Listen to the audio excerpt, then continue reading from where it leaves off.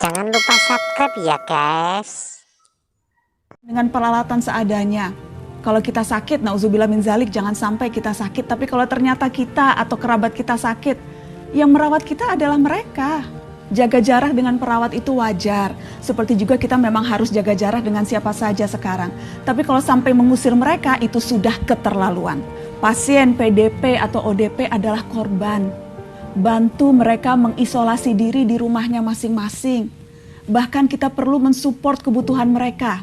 Supaya apa? Supaya mereka tidak terpaksa keluar rumah. Kalau mereka keluar rumah, yang ada malah bahaya bagi yang lain. Sama juga seperti jenazah. Selama mereka terkait corona, biasanya pihak rumah sakit sudah punya protokol, sudah punya SOP, standar penanganan jenazah. Selain dikafani, sesuai ajaran agama masing-masing, mereka juga dibungkus secara khusus. Sama sekali tidak masalah dikuburkan dimanapun. Karena ketika sudah dikubur, mereka tidak akan menyebarkan virus. Saya akan kutip keterangan Kepala Departemen Kedokteran Forensik dan Medikolegal Rumah Sakit Umum Dr. Sutomo Surabaya, Dr. Edi Suyanto. Secara ilmiah ilmu kedokteran, korban atau jenazah kemungkinan menularnya sudah tidak ada, apalagi virus corona. Virus corona harus hidup pada inangnya. Inangnya sudah mati, virusnya juga ikut mati, sama dengan HIV/AIDS, sama dengan H5N1 atau flu burung. Jelas itu, jelas tidak akan menularkan.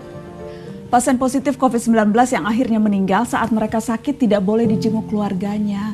Proses pemakaman dilakukan dengan cara tertentu dan yang bisa menghadirinya pun terbatas. Masa tega saat keluarga hendak mendoakan di pemakaman diperlakukan seperti itu. Jadi kalau kita mengusir, kalau kita mengucilkan, kalau kita menghakimi dan menstigmatisasi korban corona itu jelas berbahaya. Karena membuat siapapun yang merasakan gejalanya jadi enggan melapor dan memeriksakan diri. Jika mereka enggan melapor karena takut diusir, dicemooh dan dihakimi, yang rugi kita semua. Virus jadi tidak terdeteksi sehingga menyulitkan memutus rantai penyebarannya. Ingat jargon lama, jauhi penyakitnya bukan orangnya. Seharusnya ini jadi pegangan kita. Cukup dengan jaga jarak, jangan diusir atau dikucilkan. Teman-teman, wabah ini diprediksi masih akan berlangsung panjang. Guncangan-guncangan sosial juga akan terjadi. Dan inilah saatnya memperkuat solidaritas. Jarak fisik memang harus direnggangkan, tapi ikatan sosial justru harus dirapatkan. Kita tidak bisa sendirian mengatasi wabah ini. Hari ini soliter seharusnya solider. Jaga jarak dengan penyakit, bukan dengan kemanusiaan.